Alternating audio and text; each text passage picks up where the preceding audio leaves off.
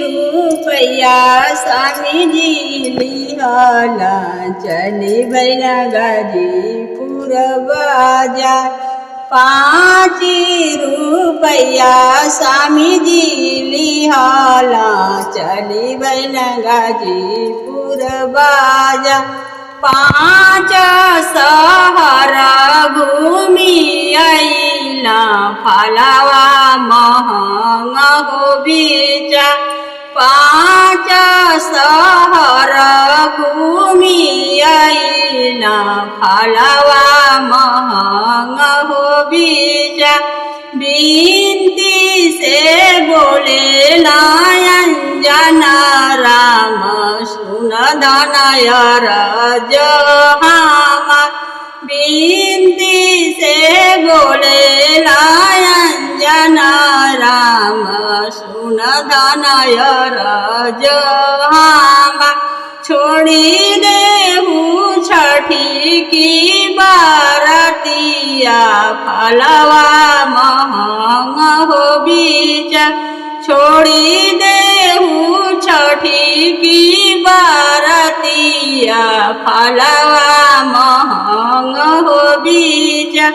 तड़पी के बोले अंजन तड़पी के बोले केवना दे सुन प्रभु अरज हमार।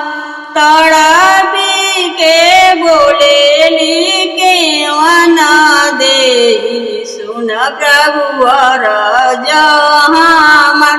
केतनो महंगा फल बिचाइया छठ मैया करबो जरूर। केतनो महंगा फल बिचाइया छठ मैया करबो जरूर।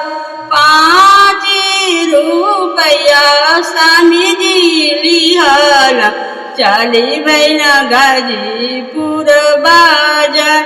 5 शहर घूमी आइला सुपवा महंगा हो बेचा।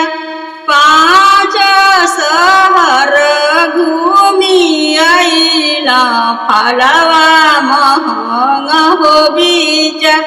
बिनती से बोले केवना राम सुन धनय रज हो हमार। बिनती से बोले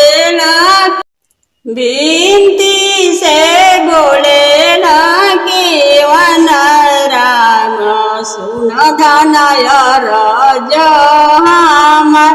छोड़ी देहू छठ का बारतिया सुपवा महंगा हो बेचा। छोड़ी देहू छठ का बारतिया सुपवा महंगा हो बेचा। तड़पी के बोले केवना दे सुन प्रभु अरज हमार। तड़पी के बोले केवना दे सुन प्रभु अरज हमार। केतनो महंगा सुप बेचाइया छठ मैया करबो जरूर। केतनो महंगा सुप बेचाइया छठ मैया करबो जरूर। 5 रुपया स्वामीजी लिहला चली भैया गाजीपुर बाजार। 5 रुपया